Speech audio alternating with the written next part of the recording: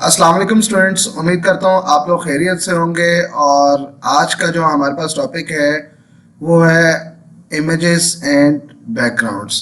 ठीक है, हम लोग किस तरह से इमेजेस को ऐड करते हैं और किस तरह से इमेजेस को एज अ बैकग्राउंड सेट किया जाता है। इससे प्रीवियस टॉपिक के अंदर हम लोगों ने पढ़ा था कि लिस्ट बनाना सीखी थी कि लिस्ट हमारे पास कितने टाइप्स की होती हैं और इसको कैसे राइट किया जाता है HTML कोड के अंदर। ठीक है, तो आप ये देखें कि ये हमारे पास लिस्ट अनऑर्डर लिस्ट थी, ऑर्डर लिस्ट थी और डेफिनेशन लिस्ट थी। ठीक है, अगर इसकी आउटपुट दिखा दूँ तो कुछ इस तरह से आ रही थी हमारे पास। आज हम लोग देखेंगे कि इस इमेजेस को किस तरह से इंसर्ट किया जाता है। ठीक है, मैं इसको ज़रा रेस कर देता हूँ ताकि ज़रा इमेजेस का ही कॉन्सेप्ट आपको क्लियर हो जाए। ठीक है, तो देखिएगा,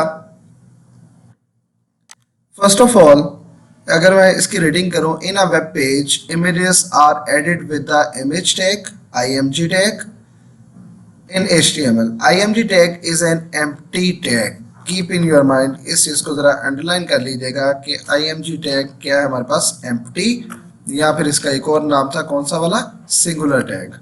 ठीक है, ये सिंगुलर टैग भी कहते हैं। और इसके अंदर कुछ एट्रीब्यूट्स होते हैं। एक एट्रीब्यूट है src के नाम से, इसका मतलब होता है सोर्स, जो URL को रिप्रेजेंट करता है कि कहाँ से इमेजेस को लेना है। ठीक है, और बाकी भी हमारे पास इसमें होते हैं, आगे मैं आपको चले मार्क कर देता हूँ। एक विड्थ है हमारे पास और एक हमारे पास हाइट के नाम से है। ठीक है, विड्थ सेट की जा सकती है, हाइट सेट की जा सकती है, बॉर्डर सेट किया जा सकता है, और एक ऑल्ट मैसेज है, यानी कि ऑल्टरनेट मैसेज को डिस्प्ले करवाया सकता है। ठीक है जी, तो ये हमारे पास 1 2 3 4 5 एट्रीब्यूट्स है इमेज टैग के।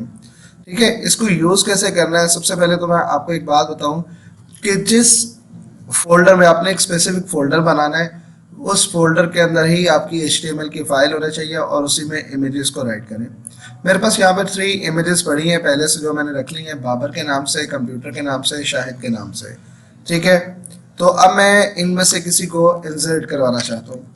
तो बेटा img टैग मैं राइट करता हूँ, सॉरी इसी के अंदर src इक्वल टू, सपोज करते हैं मैंने लिखा बाबर। ठीक है, बाबर डॉट jpg कर दे तो वो ज़्यादा बेस्ट हो जाएगा। ठीक है, इसका कोई क्लोजिंग टैग नहीं है। अब मैं इसको यहाँ पर जाके रिफ्रेश करता हूँ तो यू कैन सी डैट कि ये बाबर की पिक्चर आ गई। अंडरस्टैंड? तो इस तरह से हम लोग इमेज को इंसर्ट कर सकते हैं।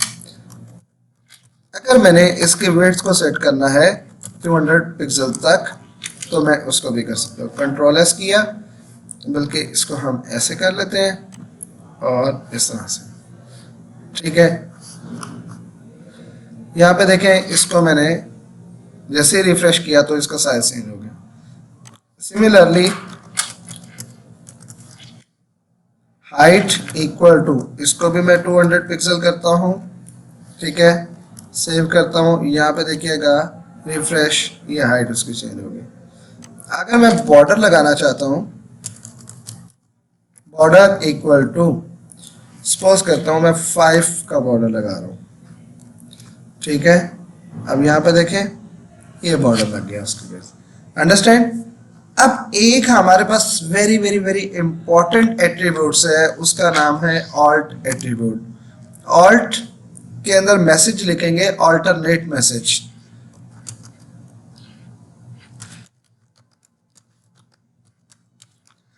अगर किसी वजह से कोई प्रॉब्लम आती है, ठीक है, तो फिर ये डिस्प्ले कर दे। अभी मैं करूंगा रिफ्रेश, कुछ नहीं होगा।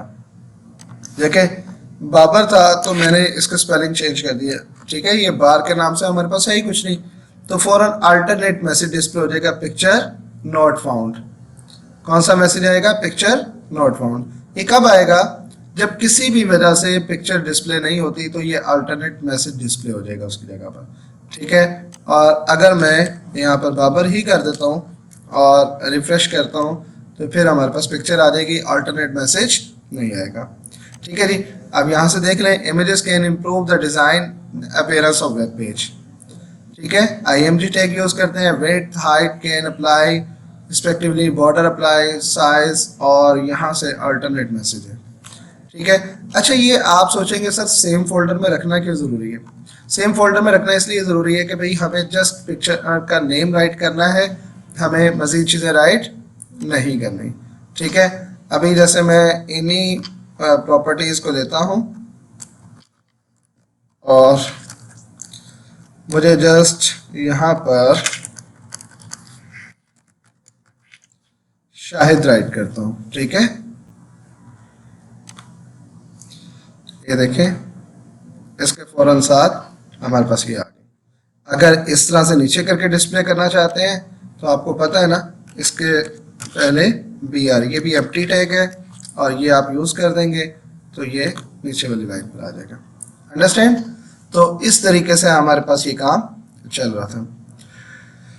अच्छा जनाब, ये तो हो गया। ठीक है, अब applying background and foreground colours to the web page. अगर वेब पेज का कलर चेंज करना चाहते हैं तो ये बॉडी टैग के एट्रीब्यूट्स हैं। यहाँ पर मैं BG कलर के नाम से एक एट्रीब्यूट यूज कर रहा हूँ,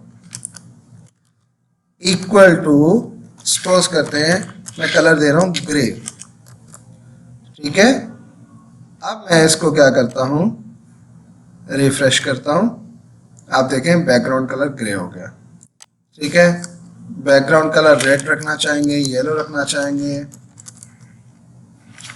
तो वो कलर हो जाएगा। ठीक है, ये देखिए जनाब। ओके, और अगर मैं इमेज को ही सेट करना चाहता हूँ एज अ बैकग्राउंड तो वहाँ पर एक हमारे पास बैकग्राउंड का एट्रीब्यूट यूज किया जाता है इसमें, और उस बैकग्राउंड के एट्रीब्यूट के अंदर हम जैसे एक मेरे पास और पिक्चर पड़ी थी computer.jpg, इसको मैं यूज़ करता हूँ, Ctrl+S किया, सेव किया, रिफ्रेश किया तो ये देखें बैकग्राउंड इमेज इसकी सेट होगी। ठीक है, आपको मैं दिखाता हूँ, ये पूरे पेज के ऊपर सेट होगी। पिक्चर का साइज छोटा था तो इसलिए ये मल्टीपल्स हमारे पास रिपीटेड फॉर्म है। पिक्चर का साइज बड़ा होगा तो वो सिंगल में आ जाएगी। देखिए ज़रा, अगर हम लोगों ने इसी तरह बैकग्राउंड कलर अप्लाई किया, ये इमेजेस आप अपनी बुक पे भी देख सकते हैं कि ये बैकग्राउंड इमेजेस हैं। ठीक है, तो इस तरह से बैकग्राउंड का एट्रीब्यूट यूज करते हुए हम लोग कर सकते हैं। ठीक है, कि अगर बैकग्राउंड के तौर पर पिक्चर को एडजस्ट करना है तो बैकग्राउंड एट्रीब्यूट का यूज करेंगे। ठीक है, जैसे उसने नेम लिखा हुआ है। तो अच्छा, एक और चीज है टेक्स्ट के नाम से, मैंने उसको खत्म किया। ठीक है, यहाँ पर मुझे कुछ टेक्स्ट को राइट करना है। Hello, I love Pakistan. ठीक है, मैंने ये टेक्स्ट को राइट किया। बाय डिफॉल्ट आपको पता है ना, ये आएगा हमारे पास ब्लैक कलर का। ठीक है, बैकग्राउंड इमेज खत्म हो जाएगी, हेलो आई लव पाकिस्तान। अगर मैं चाहता हूँ कि मेरे पूरे के पूरे पेज के ऊपर जो भी टेक्स्ट लिखा जाए उसका कलर रेड हो, ठीक है, कहीं पे भी मैं राइट करता हूँ तो कलर रेड आना चाहिए, ब्लैक नहीं आना चाहिए। तो फिर देखें ज़रा, तो ये हमारे पास बॉर्डर का और यहाँ पर कलर, जहाँ जहाँ पे टेक्सचुअल चीज़ें अवेलेबल थी वो कलर चेंज हो गया हमारे पास। ठीक है, अंडरस्टैंड? तो ये याद रखिएगा, इस पे 3 हमारे पास एट्रीब्यूट्स बॉडी के हैं, 5 एट्रीब्यूट्स इमेज टैग के हैं। ठीक है, तो अभी हम लोगों ने देखा कि बैकग्राउंड पे किस तरह से एडजस्ट करते हैं और बॉडी के कौन कौन से हैं, और इसी तरह से ये वाली एक्टिविटी आप लोग कर सकते हैं। Set the background colour to green and set the foreground text colour to white.